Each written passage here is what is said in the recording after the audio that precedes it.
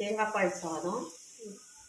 இதை வந்து பாஸ்மதி ரைஸ் ஊற வச்சு வச்சுருக்கேன். 2 கப்பில் ஊற வச்சு வச்சுருக்கேன். பார்த்துட்டாங்கப்பா ரைஸு. இதுக்கு எதுவுமே எந்த ஒரு பொருளுமே இதுக்கு தேவை கிடையாது. ரைஸ் பாஸ்மதி ரைஸ் ஊற வச்சு வச்சுருக்கேன். இதோட ரம்ப இலை, இந்த ரம்ப இலையை இப்படி கட் பண்ணி இந்த ரைஸோட இப்படி போட்டுக்கணும். அவ்வளோதான்.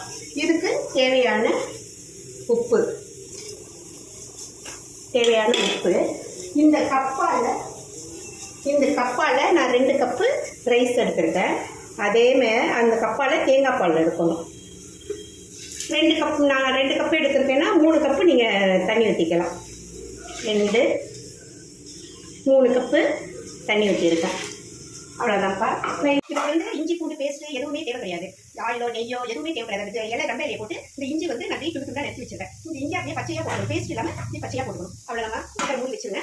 இதில் வெந்தோடனே நான் காமிக்கிறேன். எந்த ஒரு இதுக்குன்னா காம்பினேஷன் வந்து பன்னீர் கிரேவி செய்கிறதுக்கு இப்போ வந்து நான் வெங்காயம், தக்காளி, பட்டை மிளகாய் 3ஐயும் போட்டு வதக்கிட்டு இருக்கேன். இது கொஞ்சம் டீப் ஃப்ரை ஆகணும்.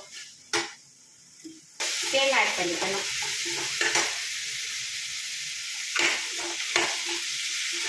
அதே ஃப்ரை பண்ணிக்கிட்டு கொஞ்சோண்டு இஞ்சி பூண்டு பேஸ்ட்டு. ரொம்ப ஃப்ளேவர் எங்கள் தம்பிக்கு பிடிக்காது, என் பையனுக்கு. அதனால் லைட்டாக இஞ்சி பூண்டு பேஸ்ட் போட்டுக்கிறேன்.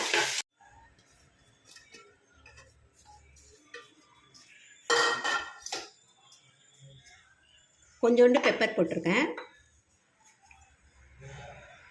பன்னீருக்கு தகுந்தாப்பில் சால்ட்டு. ஆல்ரெடி அதுலேயும் சால்ட்டு போட்டிருக்கோம். அதனால் சால்ட்டு வந்து கம்மியாக போட்டுக்காங்க. சில்லி பவுடர் அவ்வளோதான். இதை பசரி ஆமாம்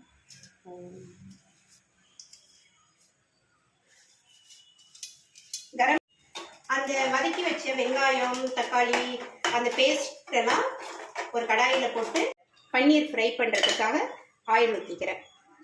இது அப்படியே ட்ரை ஆகிட்டே இருக்கட்டும். வந்து நம்ம பெஸ்ட் வச்சுருக்கோம்ல இப்போ பன்னீர், அதை அப்படியே ஃப்ரை பண்ணிக்கணும்.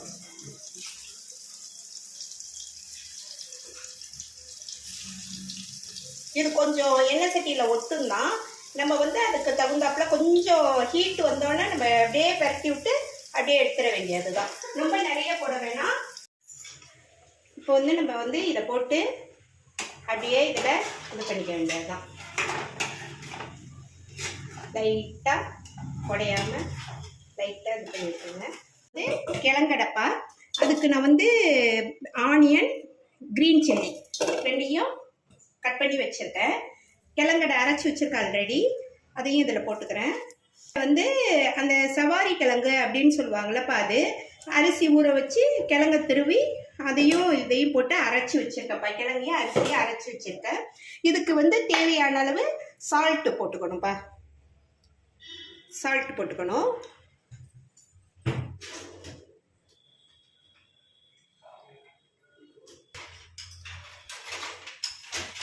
கிழங்கடைக்கு ஊற்றிக்கிறேன்ப்பா.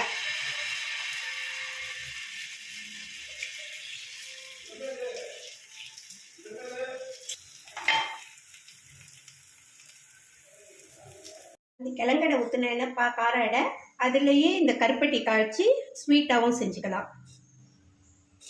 கொஞ்சம் கருப்பட்டி எப்பொழுதுமே காய்ச்சி எங்கள் வீட்டில் இருக்கும்.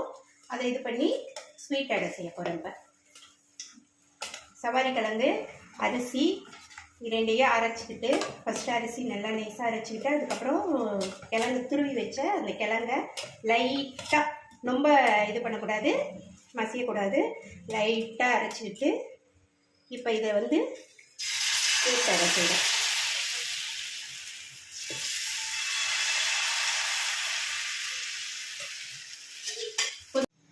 இங்கே பாருங்கப்பா, இது கிழங்கடை, கார அடை. அதுக்கு வந்து கோகோனட் சட்னியும் பூண்டு சட்னியும் வச்சுருக்கேன். அதுலேயே கிழங்கடையிலே கருப்பட்டி போட்டு ஸ்வீட் அடை. இது இன்றைக்கி காலையில் மெனு பிரேக்ஃபாஸ்ட்டு. இது வந்துமா நசிமா ரைஸ், அதான் அந்த தேங்காய் பால் சாதங்கிறோம்ல, அது நசிமா rice, paneer gravy, onion raita, curd rice. Today special எங்கள் வீட்டுது. இது மதியான லஞ்சுக்கு, இது காலையில் பிரேக்ஃபாஸ்ட்.